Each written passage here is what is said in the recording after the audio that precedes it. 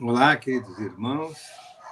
É um prazer muito grande estarmos aqui novamente, eu e a minha amiga Dilceia, para darmos continuidade aos estudos da obra de Emmanuel, Ave Cristo.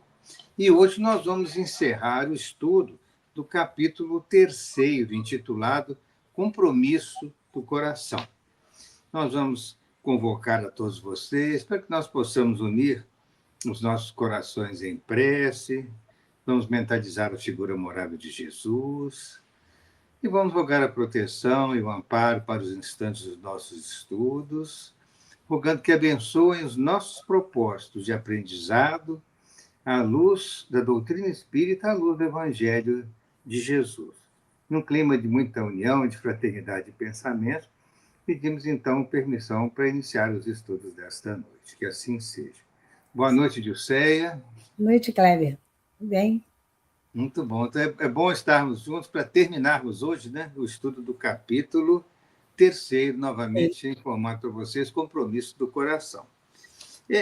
Na aula passada, até quando a Dilceia terminou as explicações da aula passada, é um relato muito triste, né, em que o nosso querido Apio Corvino, grande pregador cristão, fora assassinada naquela galera romana, foi assassinado naquela galera romana no lugar de Varro.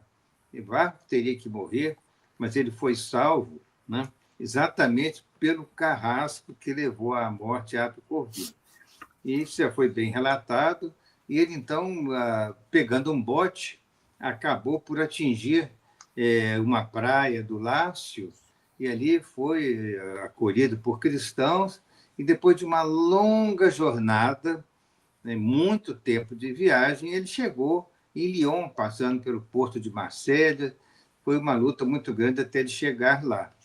E sobre Lyon, que naturalmente na época de Roma, Lyon era a capital da Gália Lugdunense, né, uma das 3 Gálias, conforme nós vamos falar, e você também já teve a oportunidade de falar um pouco a respeito da cidade de Lyon, de Lugdunum, que é o nome que a cidade tinha na época dos romanos. Então, agora, na verdade, iniciou-se uma procura nele, na igreja, lá procurando a pessoa a quem, né, Apio Corvínio encaminhou, né, que era Horácio Níger.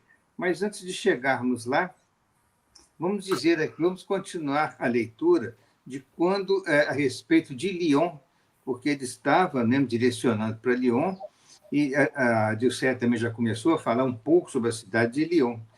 E diz aqui que Vipsânio Agripa, genro de Otávio, né, Otávio Augusto, primeiro imperador romano, fortaleceram-lhe a situação privilegiada. Então, esse Vipsânio Agripa, ele ampliara, né, as vias de comunicação para atingir Lugdunum, né, e muitos áulicos da corte de Cláudio, o imperador, haviam construído em Lugdunum magníficos palácios. As ciências e as artes, o comércio e a indústria ali floresciam com imensa vitalidade. Dentro de seus muros, reuniam-se anualmente, junto do famoso altar de Roma e Augusto, as grandes assembleias do Concilium Galiarum. Concilium Galiarum, expressão latina, né, sobre o concílio das 3 Gálias que se encontravam lá, na qual cada cidade das 3 Gálias possuía o seu representante. As festas do primeiro dia de agosto, em memória do grande imperador Caio Júlio César Otaviano, eram ali celebradas com significativas solenidades. Numerosas embaixadas e milhares de estrangeiros ali se congregavam em cerimônias brilhantes, em que o juramento de fidelidade aos deuses e às autoridades se renovava com jubilosas manifestações. E aqui nós vamos colocar algumas informações históricas a respeito desse trecho que Emmanuel já nos trouxe. Então, a respeito de Vipsânio Agripa, ele nascera em 63 a.C. e desencarnou em 12 a.C., aos 51 anos. Ele era um político romano muito importante da época da República Romana, porque ele foi eleito cônsul nos anos 37 e depois nos anos 27 e 28, e ele foi muito amigo e genro e principal comandante do imperador Otávio. Quer dizer, um homem importante, né, que foi eleito cônsul de Roma por 3 vezes e era muito chegado a Otávio, que depois viria a ser o Otávio Augusto, primeiro imperador de Roma. Ele venceu Marco Antônio e Cleópatra no ano 31 a.C., na famosa Batalha de Ácio, e abriu caminho para Otávio Augusto, esse primeiro imperador que hoje, quer dizer, na atualidade histórica que nós estamos referindo, ele era homenageado lá em Lugdunum. Ele era um grande arquiteto também, o Vipsânio, e transformou Roma na cidade dos mármores, porque lá ele construiu muitos templos, aquedutos, termas, pórticos romanos, embelezou também Lyon, ampliando muito as vias de comunicação, os acessos a Lyon. Referiu-se também aqui Emmanuel a Cláudio, né, dizendo que áulicos da corte de Cláudio construíram magníficos palácios lá em Lugdunum. E o Cláudio, como quarto imperador, lembremos-nos que o primeiro, Otaviano Augusto, Otávio Augusto, né, depois de Augusto sucedeu Tibério César, que na época de Jesus era o imperador. Né? Depois de Tibério veio o terrível tirano Calígula, e depois de Calígula, que foi assassinado, veio Cláudio, quarto imperador romano. O nome dele, o Cláudio nasceu em 10 a.C. e desencarnou em 54 depois de Cristo, tendo vivido 63 anos.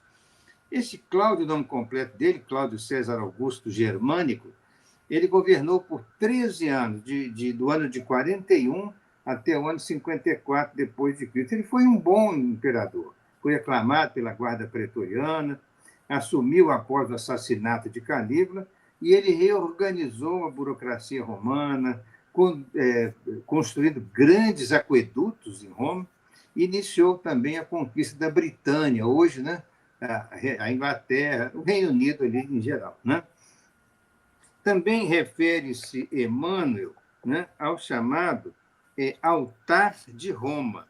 Então, ele diz aqui, em que houve a junção das pessoas que vinham do interior, a união das pessoas que vinham do interior, e ali se reuniam, né, para, digamos assim, jurar fidelidade aos deuses e à autoridade, e o local da reunião, aqui que Emmanuel se referiu, que é o altar de Roma e Augusto. Como é que era isso, então?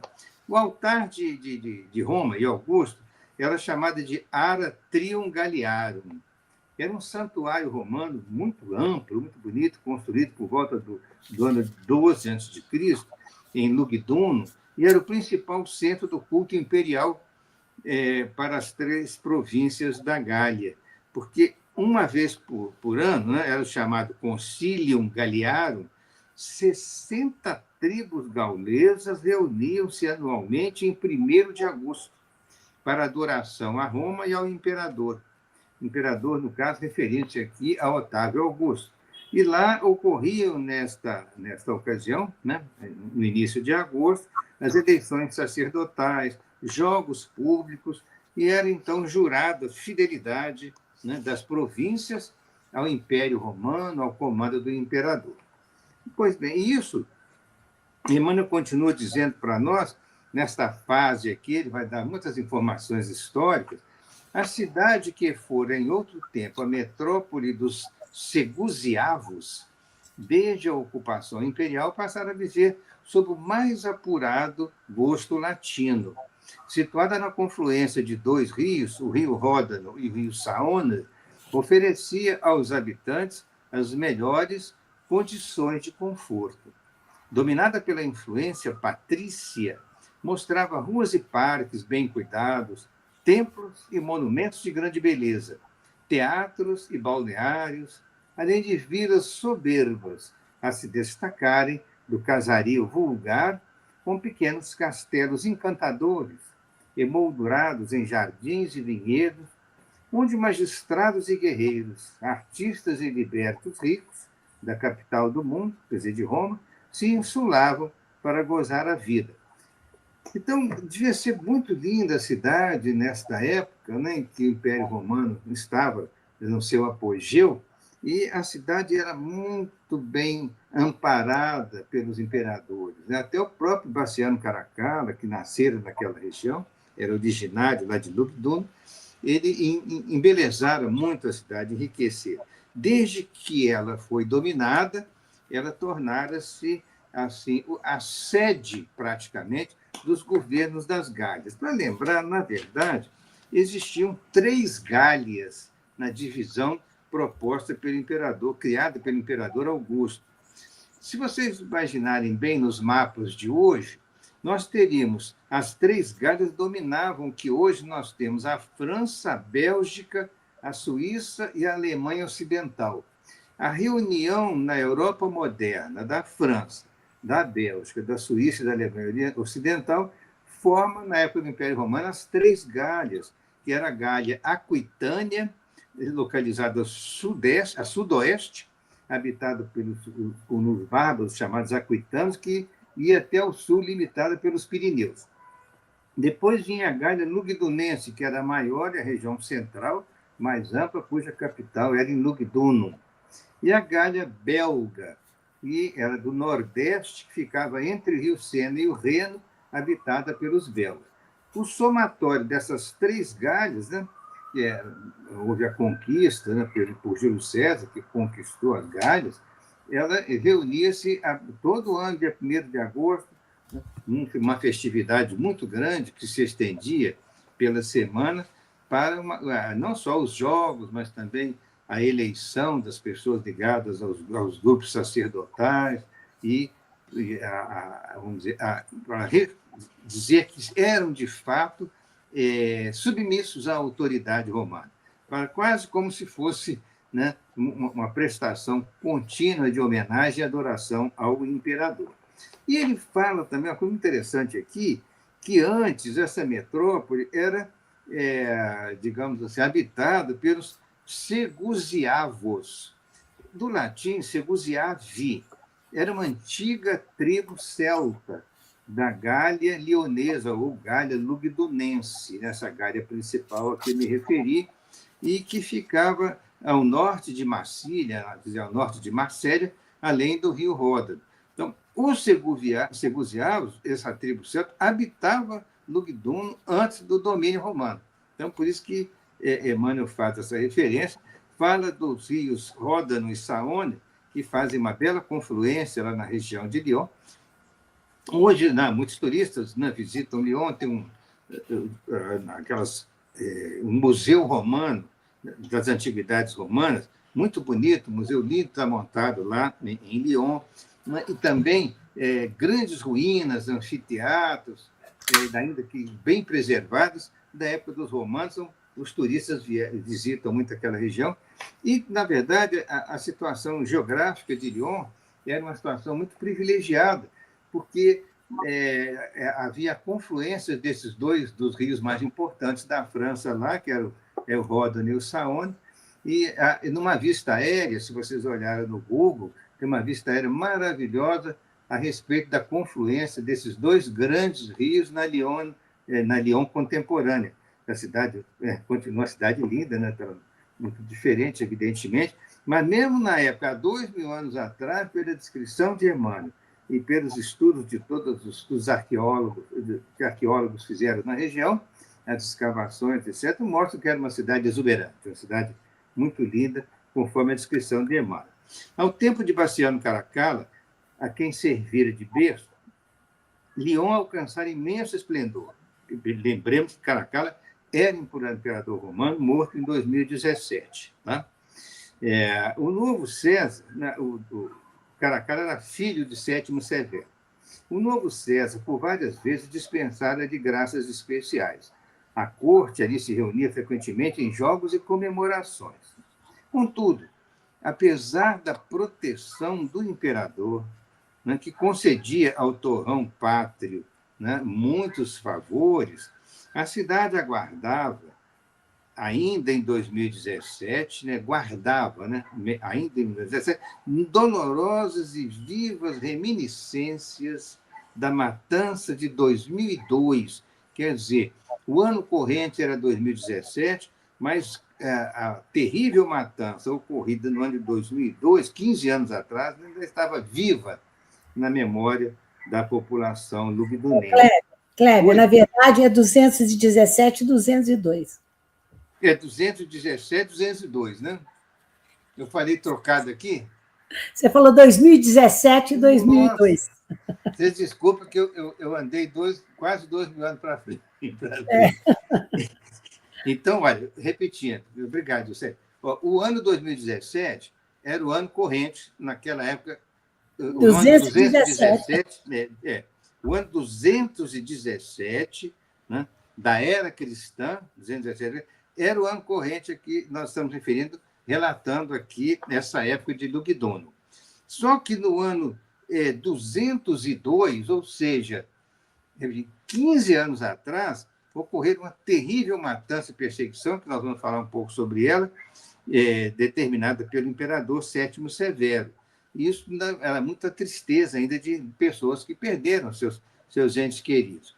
Anos depois do triunfo sobre o general Décio Cláudio VII Albino, o eleito das regiões da Bretanha, ele foi morto em 197, instigado pelos seus conselheiros. O vencedor de Pescenio Níger promulgou um edito de perseguição. E autoridades inescrupulosas, depois de senhorearem o patrimônio de todos os cidadãos contrários à política dominante, realizaram tremenda carnificina de cristãos dentro da cidade de Lyon e nas localidades vizinhas. Milhares de seguidores do Cristo haviam sido flagelados e conduzidos à morte. Por vários dias perdurou a perseguição com assassinatos em massa. Coisa triste a descrição de Emmanuel aqui, né? Olha só, postes de martírio, espetáculos de feras, cruzes, machados, fogueiras, lapidações, chicotes, punhais, sem nos reportarmos a cena de selvageria para com mulheres e crianças indefesas, que foram postas em prática por tropas inconscientes. O que aconteceu? Nessa época a que nos referimos, né, o imperador Sétimo Severo, ele venceu esse grande general Décio Cláudio VII Albino. Na verdade, é o seguinte: o Sétimo Severo estava em luta na parte oriental do Império, na região da Palestina, da Síria, estava em luta com as suas legiões naquela região. E lá ele venceu o general Pescenio Níger, que, ao tentar fugir de Antioquia, foi assassinado. Agora, o que acontece aí? Nesta ocasião em que o Sétimo Severo Imperador estava no Oriente, o comando do Ocidente, esse comando do Ocidente era sob as mãos do general Décio Cláudio Albino, Sétimo Albino. Esse Décio Cláudio tentou dar um golpe e tomar o Império Romano. Então, foi no ano de 197, conforme nós vamos mostrar para vocês aqui, né? No ano 197. O que aconteceu aqui nessa situação? Esse Décio Albino, ele era governador da Britânia, ele era muito poderoso, e aproveitando que o Sétimo Severo estava em luta no Oriente, né, ele tentou dar um golpe e assumir o império. Neste caso, então, Sétimo Severo retornou do Oriente no ano de 197, ele venceu, né, e matou, né, esse Décio Albino, né, numa batalha lá, ficou muito conhecida, que era a Batalha de Lugdunum, né? E aí ele consolidou a dinastia dos Severos no Império Romano, governando até o ano de 2011, né, sendo que Caracalla o sucedeu como seu filho. E ele, infelizmente, ele acabou produzindo uma grande perseguição contra os adversários políticos após vencer essa batalha em Lyon.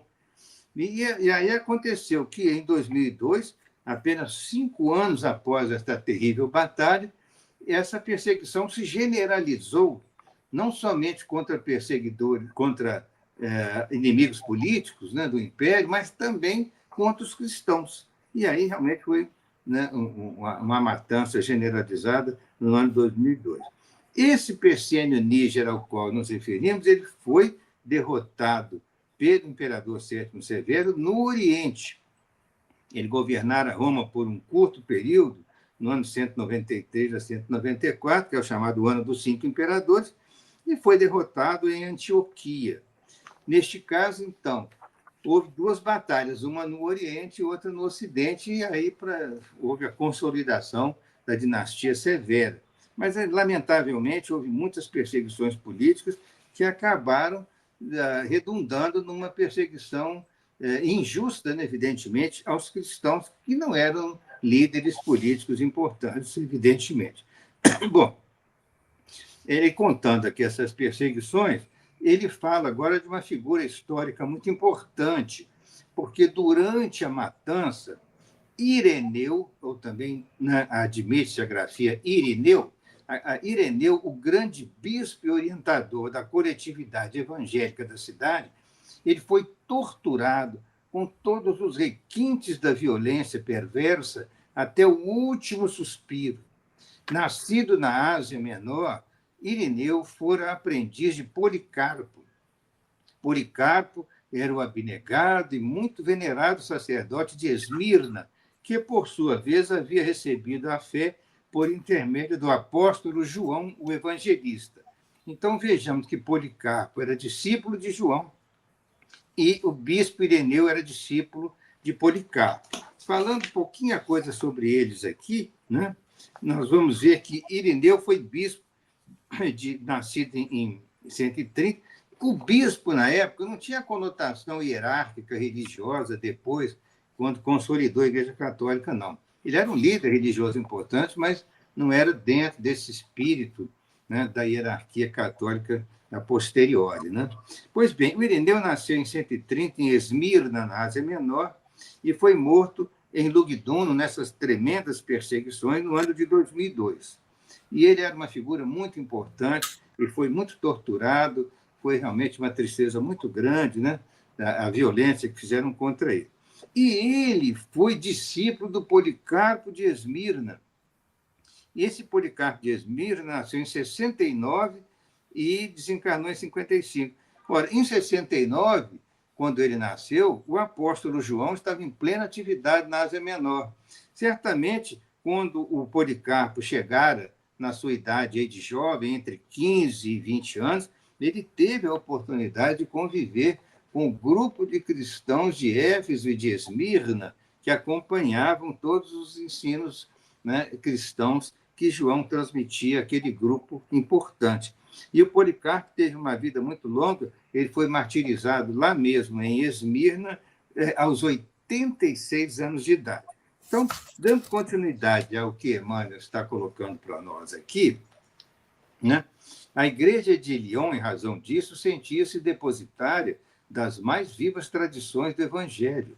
Possuía relíquias do filho de Zebedeu e de outros vultos do cristianismo nascente que lhe fortalecia o ânimo na fé. Em seu círculo de profunda iluminação espiritual, achava-se quase intacto o espírito piedoso da comunidade de Jerusalém. Então, Emmanuel nos diz que a igreja cristã de Lyon era muito organizada, a comunidade era muito fraterna, muito unida, e tinha muitos serviços, não somente de pregações, mas também serviços de importância social muito grande, de atendimento às criaturas necessitadas. Emissários da Palestina, da Frígia, né, no centro da Ásia Menor, da Síria, da Caia, ao sul da Grécia, do Egito, visitavam-na incessantemente. As epístolas enviadas da Ásia clareavam-lhe a marcha. E por esse motivo era o centro de porfiados estudos teológicos no campo das interpretações.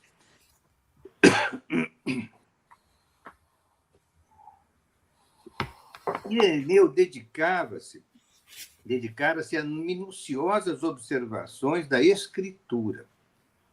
Manejando o grego e o latim com grande mestria, escreveu expressivos trabalhos refutando os adversários da Boa Nova, preservando as tradições apostólicas e orientando os diversos serviços da edificação cristã. Ele realmente escreveu muito, inclusive, tem uma obra muito importante dele que passou à posteridade, que era uma obra contra as heresias. Ele atuou muito contra os pensamentos dos gnósticos da época, combatendo os inimigos que queriam impedir o crescimento do cristianismo. Pois bem, fazendo do santuário consagrado a São João o centro de seus trabalhos de ordem geral, a igreja primava pelas obras de assistência. E aqui Emmanuel vai dizer uma coisa muito importante: dificilmente, à distância de séculos, poderá alguém perceber com exatidão a sublimidade do cristianismo primitivo. Emmanuel nos fala mais de uma vez nas suas obras, fala várias vezes, em verdade, sobre a sublimidade do cristianismo primitivo, da união fraternal entre todos aqueles que seguiam as orientações de Jesus. Experimentados pela dor, amavam seus irmãos na fé, segundo os padrões do Senhor Jesus. Em toda parte, a organização evangélica orava para servir e dar, em vez de orar para ser servida e receber. Então, essa frase é linda porque ela coloca uma contradição, né, que existia na época, que alguns oravam esperando serem atendidos e receber algo em benefício, mas eles não. Eles oravam para servir e doar à comunidade, né? Os cristãos eram conhecidos pela sua capacidade de sacrifício pessoal, a bem de todos, pela boa vontade, pela humildade sincera e cooperação fraternal, pela diligência que empregavam no aperfeiçoamento de si mesmos. Amavam-se sinceramente, reciprocamente, estendendo os raios de sua abnegação afetiva por todos os núcleos da luta humana, jamais traindo a vocação de ajudar sem recompensa, ainda mesmo diante dos mais renitentes algozes. Então, toda prestação de serviço social era inteiramente gratuita, não se exigia absolutamente nenhum pagamento por nada. Era o atendimento cristão puro, sem nenhum desejo de recompensa. Pois bem, ao invés de fomentarem discórdia e revolta entre os companheiros, jungidos à canga da escravidão, honravam no trabalho digno a melhor maneira de amparar-lhes a libertação. Então, um outro trabalho que os cristãos primitivos faziam é que, quando havia possibilidade, eles conseguiam recursos para libertar alguns companheiros que estivessem presos, né, pela escravidão no Império Romano. Era possível obter carta de alforria em certas situações, né? Então, o amparo da libertação daqueles que tinham sido escravos também era um serviço realizado por eles. Sabiam apagar os pruridos do egoísmo para abrigarem sob o próprio teto os remanescentes das perseguições. E, inflamados de fé na imortalidade da alma, não receavam a morte. Os companheiros martirizados partiam como soldados de Jesus, cujas famílias na retaguarda lhes cabia proteger e ajudar, e educar. Assim é que a comunidade de Lyon guardava sob a sua custódia de amor centenas de velhos enfermos, mutilados, mulheres, jovens e crianças. A igreja de São João era, pois, acima de tudo, uma escola de fé, de solidariedade, irradiando-se em variados serviços assistenciais. O culto reuniu os adeptos para a prece em comum e para a extensão das práticas apostólicas, mas os lares de fraternidade multiplicavam-se como impositivo da obra espiritual em construção, ou seja, o serviço de fraternal amparo à comunidade crescia sempre. Então, a Dilcé agora dará continuidade a este relato, então. Emmanuel vai continuar nos dizendo que muitas organizações domésticas tomavam a si a guarda de órfãos e o cuidado para com os doentes. Todavia, ainda assim, o número de necessitados era invariavelmente muito grande. Aí nós nos lembramos da passagem de Lucas, capítulo 10, versículo 2. A messe é grande, mas os trabalhadores são poucos, mostrando que há muito trabalho bom a ser feito no mundo, como havia naquela época, ainda há hoje, mas poucas pessoas dispostas a ajudar, né? Então, o convite é isso, trabalhar no bem. Então, além de algumas organizações oficiais, tinham as casas de proteção. a esses desvalidos da sorte de todo tipo. Então, a cidade fora sempre um ponto de convergência para os estrangeiros. Nós não podemos esquecer disso. Lyon era assim, um quarteirão do mundo, era um encontro onde tudo se dava, cidade importantíssima. Ainda é a segunda cidade, a segunda, terceira cidade, né? Alguns falam que a segunda é Marseille, mais importante da França até hoje. Ela foi, então, sempre um ponto de convergência para os estrangeiros que batiam ali. Perseguidos de vários lugares, batiam as portas da igreja, implorando socorro e asilo. Então, eles eram muito procurados, precisavam de muita gente para ajudar nessa assistência. Lyon, que era Lugdunum na época, a gente lembra, ela foi a capital daquelas 3 províncias de que o Cleber falou, nas 3 províncias da Gália. Era um centro nevrálgico, importantíssimo, complexo também, de estradas, sede do Conselho dos Gauleses e berço dos imperadores romanos, do Caracalla, por exemplo. Por que é importante falar isso? Porque eles se dedicaram a embelezar, a fazer estradas que melhoraram ainda mais a situação da cidade. Era um dos pilares do mundo antigo, Lyon. Era uma capital política e administrativa, como nós falamos, das 3 Gálias, um ponto geográfico importante, estratégico, pela confluência do Ródano com o Saône, e por isso era um ponto de partida para inúmeras galeras, inúmeras embarcações romanas em todas as regiões do Mediterrâneo e para ali. Além do que nós já citamos, do Caracalla, Cláudio também nasceu ali em Lyon. Como expansão do cristianismo, nunca podemos esquecer da importância de Lyon. Eu gosto de frisar isso porque é um dos pontos importantes do nosso livro, Ave Cristo. Começou lá com Apio Corvino, quando ele saiu da cidade para ir para Roma, e depois ele ia até mesmo a Cartago, não chegou a esse local, mas fazendo, sobretudo, não só pregando, mas conseguindo algum valor para dar uma assistência às crianças e necessitadas, né? Então, foi um polo missionário primordial. E nós nos lembramos que, em 177, já falamos sobre isso, houve aquele martírio dos lioneses, dos cristãos. Grande número foi morto. E a cidade hoje, o Kleber falou, ela marca importantes monumentos romanos, como os teatros romanos, tem vários. A cidade é muito embelezada ainda por isso. E Emmanuel continua falando que a autoridade da fé expressa nos irmãos mais velhos e mais experientes, designava diáconos para diversos setores de ação. Por exemplo, mais velhos e experientes, como esse que ele procurou ali, como era o Apio Corvino, os novos chegando, como o próprio Varro, o quinto Varro. Diácono vem é uma palavra grega que significa servo ou ajudante. Os diáconos, a principal função deles, nas igrejas ainda hoje, é o serviço à comunidade, auxílio aos líderes religiosos e assistência aos necessitados.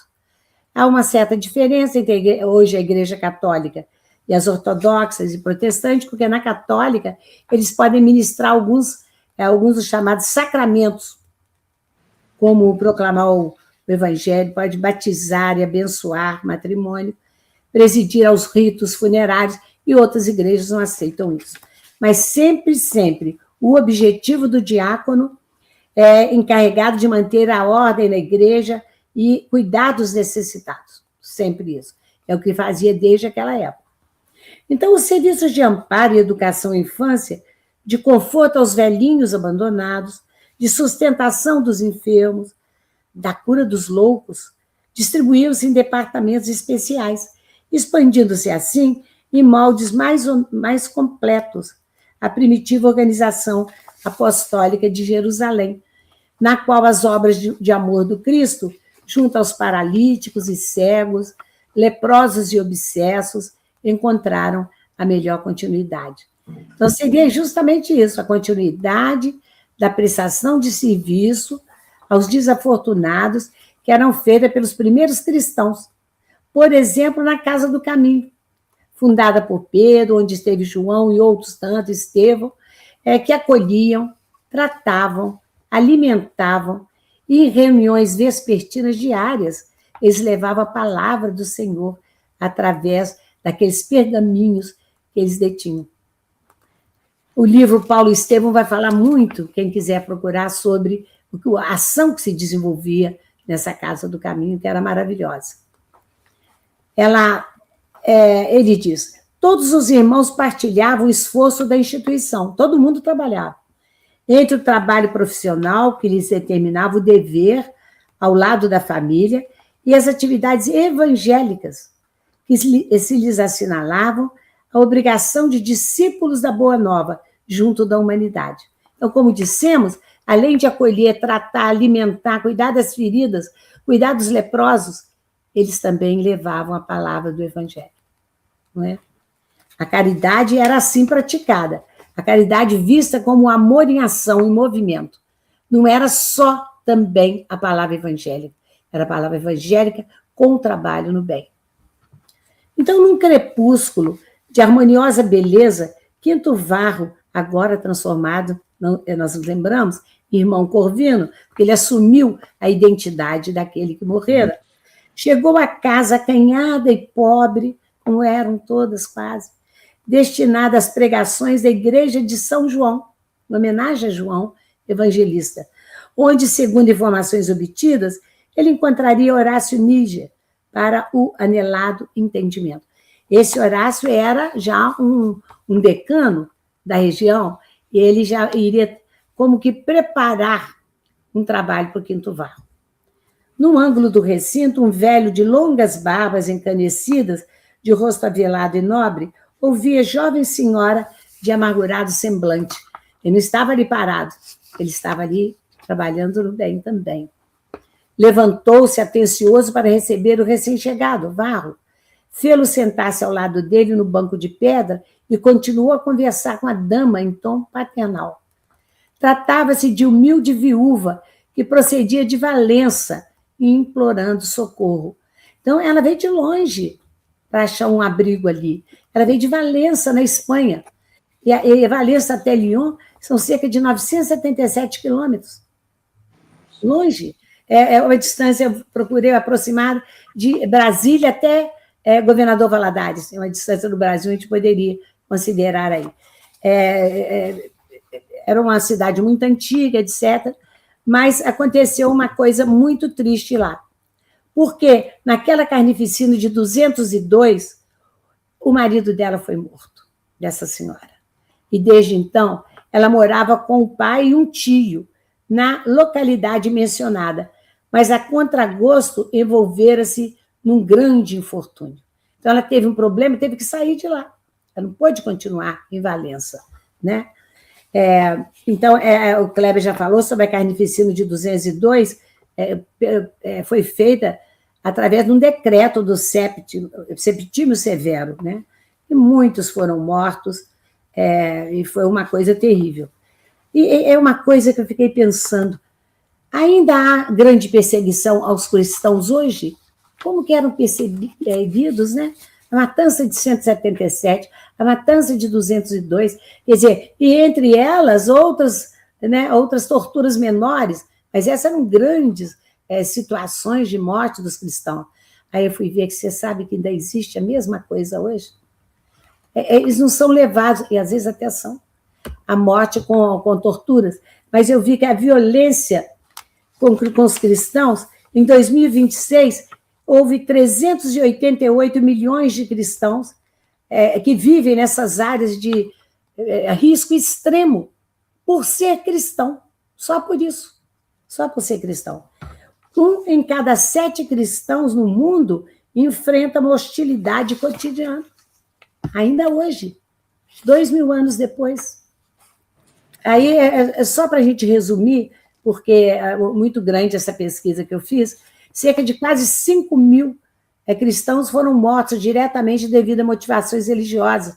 Isso na última pesquisa desse ano de 2026. E os principais focos de violência são a África, a África subsaariana, o Oriente Médio e a Ásia, e os governos autoritários ainda continuam menosprezando ou torturando e perseguindo os cristãos. Então, aquela pobre mulher, por negar-se aos caprichos de um soldado influente, aí nós vimos, né, o Kleber leu anteriormente, um tipo de maldade, digamos, que eles praticavam, além da morte e tudo, era perseguição às mulheres, e queria que elas se entregassem aos soldados e tudo, e ela se recusou a fazer isso. Então, ela foi perseguida. Ela viu 2 familiares com os quais residia serem assassinados, numa noite de angustiosa provação. E disposta a resistir, mas totalmente desamparada, ela fugiu dali em busca de abrigo. E acentuava, chorando triste ainda: Pai Horácio, não me abandones. Não temos sacrifício por nosso divino mestre, contudo não concordo em render-me ao vício dos legionários. Iriam subjugá-la. Conserva-me por amor de Jesus nos serviços da igreja. Interessante que ela falou, o Kleber também já comentou. Eles não temiam o sacrifício em nome de Jesus, qualquer que eles fossem, porque eles acreditavam na sobrevivência da alma. Eles acreditavam que a vida não acabava aqui. Então, que eles iriam ter a recompensa se eles seguissem a orientação do Cristo. Então, o pai Horácio respondeu: sim, eu não me oponho que você fique aqui. Entretanto, é preciso esclarecer que não possuímos serviço remunerado.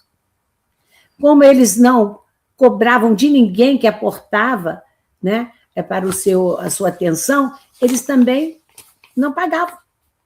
Tudo ali era voluntário, todo o serviço. Aí ela disse: não procuro compensações, tenho necessidade de arrimo. Quer dizer, ela, em troca do trabalho dela, ela queria ficar ali. Ela prestava o serviço e deixaria ela se acomodar naquele lugar. Aí falou: então, explicou o interlocutor, já satisfeito, cooperarás no galpão dos velhos enfermos. Realmente perdeste o pai e o tio. No entanto, encontrarás muitos outros parentes, junto dos quais o Cristo te pede carinho e proteção. A humilde senhora sorriu tranquila e retirou-se. Olha só, ele não só acolheu, mas olha a assistência espiritual que ele deu a ela, o consolo, falando: você perdeu o que tinha, perdeu o marido, depois o tio, não é? Mas aqui, o pai, o tio, mas aqui você encontrará outra família. Outra família. Ele estava falando: todos somos irmãos em Cristo, filhos do mesmo pai, não é? Pertencemos à grande família universal. E nós temos necessidade de cuidarmos uns dos outros, todos nós.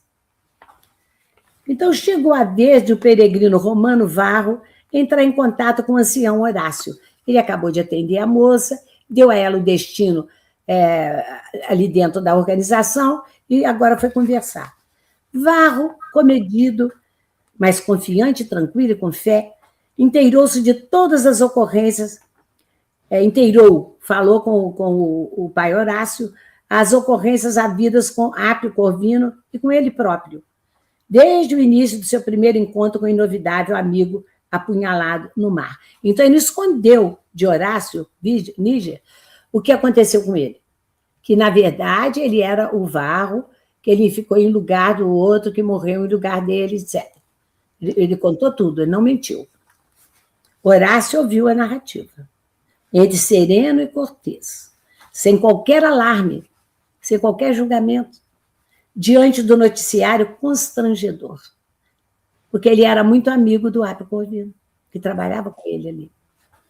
Ele parecia calejado por dores ainda maiores.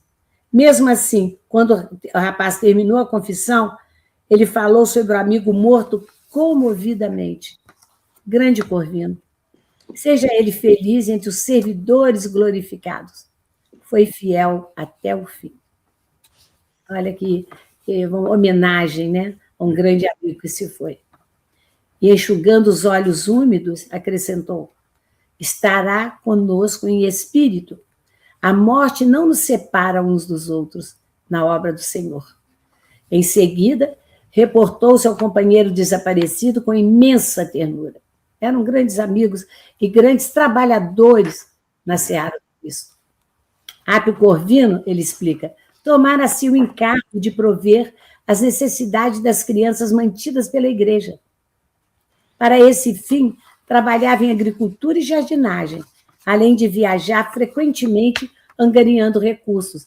Por isso ele estava em Roma, angariando recursos. Vocês se lembram que ele deu uma bolsinha com parcos recursos, na verdade, ao Varro, e falou, entrega ao Horácio, lá em Lyon, que é para o cuidado com as crianças. Depois de 177, ele, lembra aquela matança do martírio, né? Ele estivera longo tempo no Egito, ele conseguiu sair dali e foi para o Egito, onde adquirira valiosas experiências. Muito contato, então, com a Boa Nova. E os meninos adoravam ele, o Apio Corvino. A senectude não lhe subtraíra o entusiasmo pelo trabalho. Então, ele continuava entusiasmado naquele trabalho do bem. E isso é muito importante. Ele não julgava aquilo uma obrigação. Ele tinha um carinho imenso pelas crianças e elas por ele também. Ele cultivava o solo com um alegre bando de rapazes aos quais ministrava preciosos conhecimentos. Não só, pelo que a gente nota aqui da personalidade do Apio, não só conhecimentos relativos à agricultura, mas também conhecimentos espirituais, de que ele era portador. Assinalou preocupado a falta que a presença dele lhes faria. Falou, ele vai fazer muita falta aqui. Mas ante o oferecimento de Varro para substituí-lo, quando lhe fosse possível, Horácio alegrou-se intensamente e acentuou. Então, era uma turma jovem chegando. É isso que mantinha aquela atenção àquelas pessoas necessitadas. Eles iam formando outras turmas. Aí ele falou, bem lembrado, aqui na maioria dos casos, os colaboradores da igreja trabalham de acordo com os desajustes espirituais de que são portadores. Quem mais se beneficiava daquele trabalho era quem trabalhava. Olha só. Os desajustes espirituais de cada um, eles eram combatidos com o trabalho que eles executavam ali. Vamos ver o que vai acontecer. As perseguições constantemente alimentadas provocam entre nós diversos tipos de luta e sofrimento. Sei que trazes o coração paterno mortificado de saudades. Trabalharás pelas crianças. Temos mais de 30 órfãos pequeninos e conversarei com as autoridades. O que era isso, senão um tratamento espiritual do próprio Varro? A cura para ele, a saudade imensa do filho que ficou para trás. Ele ia poder se dedicar aos filhos do coração, que ali ele encontraria 30 crianças. Em voz mais baixa, rogou-lhe que a personalidade de Quinto Varro fosse para sempre esquecida.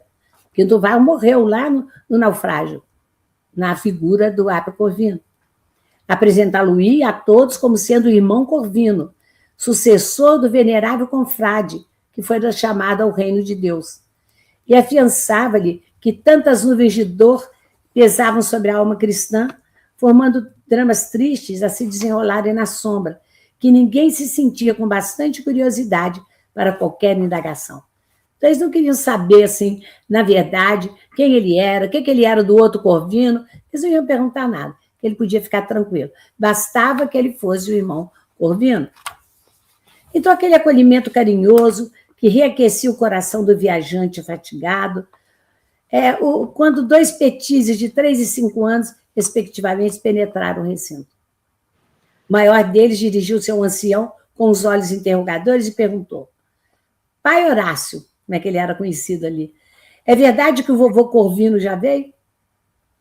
O patriarca apagou-lhe os cabelos encaracolados e informou: Não, meu filho, nosso velho amigo viajou para o céu, mas enviou-nos um irmão que lhe tomará o lugar.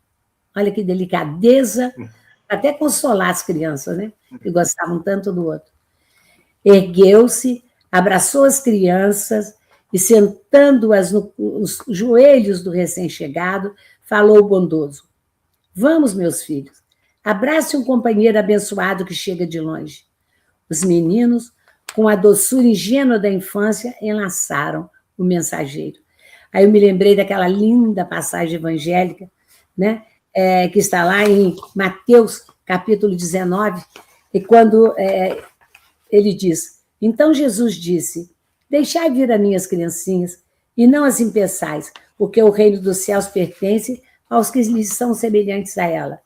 E depois de lhes impor as mãos, partiu dali. Então tinha que manter esse mesmo carinho e a mesma, digamos assim, uma coisa que só apareceu depois de Jesus, dar a mesma importância às crianças, ao cuidado com as crianças, sabendo que ali, naquele ponto, que iria formar a personalidade do adulto, daquele que um dia iria trabalhar ali também, que iria seguir as palavras do Cristo, né? Então, o moço Patrício tomou-os de encontro ao coração e acariciou-os, demoradamente. Contudo, somente o velho Níger conseguiu ver o pranto que lhe corria nos olhos. Quinto Varro havia passado. Os anos rolariam para a frente e o ministério do novo Corvino ia começar. Então, foi-se o homem velho, chegava o homem novo. Com todas as saudades que ele iria tentar suplantar, acolhendo aquelas 30 crianças que esperavam por ele. E assim nós terminamos esse capítulo de hoje. Muito, muito bonito, né, esse final do capítulo, em que o nosso Varro desaparece como personalidade para a comunidade romana e ressurge como Corvino, né, irmão Corvino, né, um trabalhador humilde do cristianismo.